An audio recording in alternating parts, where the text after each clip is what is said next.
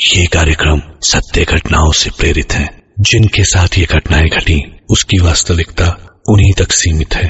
भूत प्रेतों और असामान्य विषयों के होने पर चैनल कोई दावा नहीं करता और ना ही प्रोत्साहन करता है। तो हेलो एवरीवन, कैसे हैं आप सब। मेरा नाम है दीपक विश्वकर्मा और आप देख रहे हैं dark legend horror stories YouTube channel. और आज की इस वीडियो में मैं आप सभी को बताने वाला हूं एक ऐसे हॉरिबल एक्सपीरियंस के बारे में जो कि एक्सपीरियंस किया है मेरे एक सब्सक्राइबर ने, जिनका नाम है वरुण। तो मैं सबसे पहले तो थैंक यू कहना चाहूँगा उन्हें, जिन्होंने इस अपने हॉरिबल एक्सपीरियंस को हमारे साथ शेयर किया। तो मैं उम्मीद करता हूँ आपको ये वीडियो पसंद आएगी और आपके साथ भी अगर कुछ ऐसा घटा है जो कि लोगों के होश उड़ा दे और आप उसे शेयर करना चाहते हैं तो आप मुझे इंस्टाग्राम पे डीएम करके बता सकते हैं। मैं उम्मीद करता हूँ आपको वीडियो पसंद आएगी, तो वीडियो को लाइक करना और चैनल को सब्सक्राइब करना ना भूलें। तो बिना किसी देरी के चलिए शुरू करते हैं इस वीडियो को। ये बात है जम्मू के खटवा सिटी के पास बसे एक गांव बिलावर की। बिलावर गांव में एक जगह थी जिसका नाम था बानी। वरुण वहीं से जा रहे थे। रात का वक्त था और हर तरफ सन्नाटा पसरा हुआ था।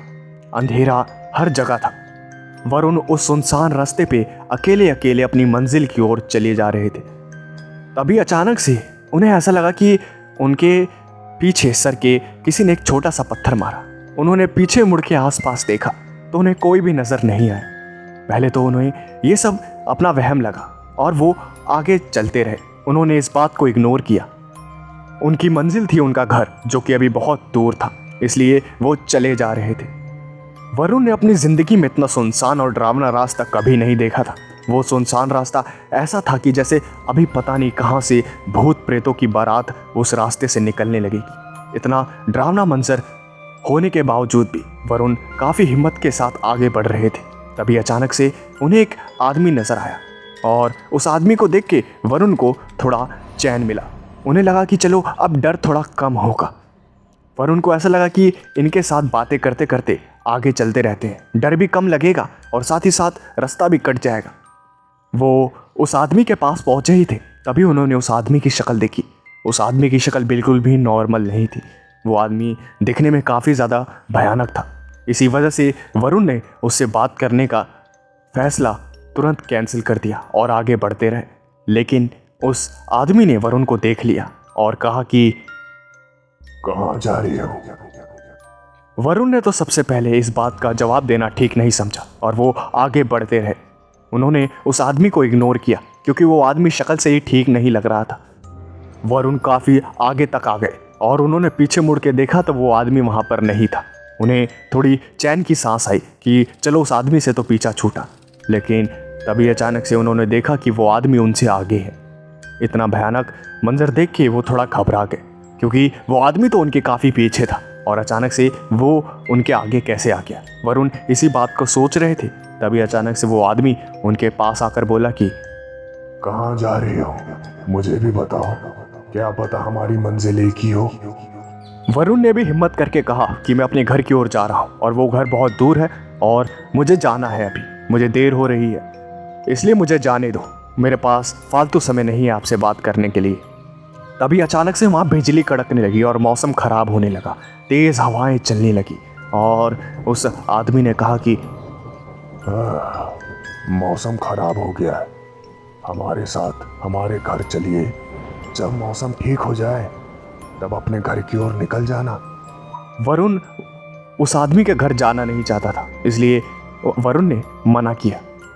देखिए, मैं आपके घर नहीं जाना चाहता। आपने इतना मेरा ख्याल रखा, मेरे बारे में इतना सोचा, उसी के लिए धन्यवाद। अब मुझे अपने घर जाने की इजाज़त दीजिए, मैं अपने घर जा रहा हूँ। ऐसा बोल के वरुण कुछ कदम चला ही था, तभी अचानक से उस आदमी ने वरुण के कान में फुसफुसाते हुए कहा कि ऐसे कैसे, तुम्हें मेरे घर चलना पड़ेगा। उस आदमी ने वरुण को धमकाते हुए कहा कि अगर वो नहीं गया तो वो वरुण को वहीं मार देगा। वरुण पहले तो थोड़ा घबरा गए और उनके पास कोई रास्ता नहीं था। वो उस आदमी के साथ चलने लगे और काफ़ी दूर जाने के बाद उन्होंने देखा कि वो आदमी एक झोपड़ी के आगे रुक गया जो कि जली हुई थी। उस आदमी ने कहा कि गरीब की कुटिया में स्वागत है आपका, आइए हमारे घर में। अपने कदम रखिए। वरुण को उसका घर बिल्कुल भी ठीक नहीं लग रहा था। उसका घर बाहर से ही जला हुआ था और ऐसा लग रहा था जैसे उसमें कोई इंसान तो रह ही नहीं सकता। तो ये आदमी न जाने कैसे रह रहा है।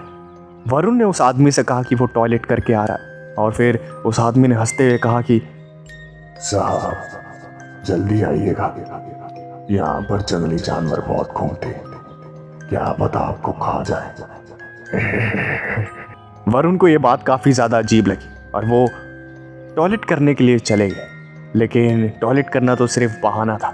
जैसे ही वो थोड़ा दूर पहुंचे वो वहाँ से भागने लगे। उन्हें पता था कि वो आदमी बिल्कुल ठीक नहीं है, वो थोड़ा साइको है, वो हो सकता है वरुण को नुकसान पहुंचा दे। यही सब सोच के वो वहाँ से भागने लगे।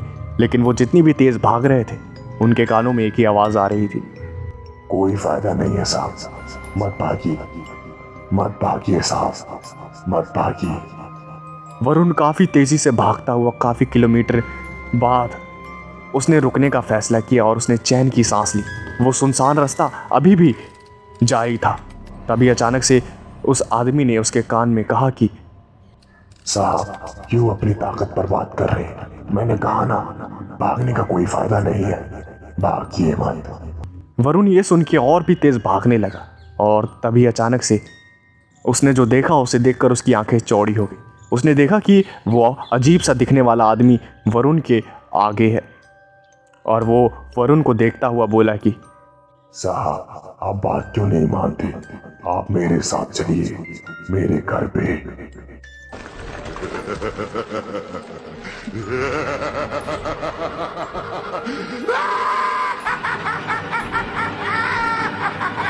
वरुण फिर से भागने लगे। तभी अचानक से उस आदमी ने वरुण का गला पकड़ लिया और काफ़ी तेज़ी से घोंटने लगा। वरुण को कुछ समझ नहीं आ रहा था कि वो क्या करे और वो आदमी पागलों की तरह हंसे जा रहा था।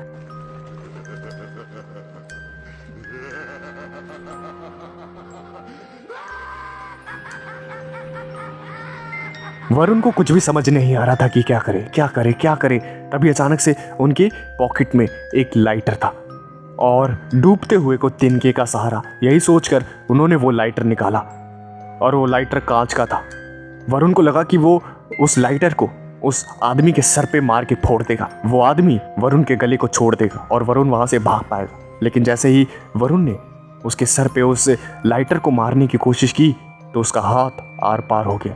ये देखकर वरुण काफ़ी ज़्यादा घबरा गया और उसे पता चल गया था कि ये कोई इंसान नहीं है।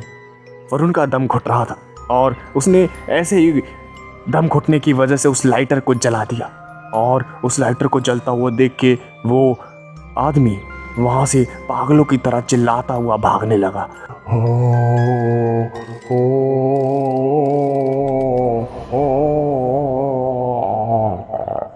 वरुण को कुछ भी समझ नहीं आ रहा था कि क्या हो गया, लेकिन वो ऊपर वाले का शुक्र मना रहा था कि उसने सही टाइम पे लाइटर जला दिया।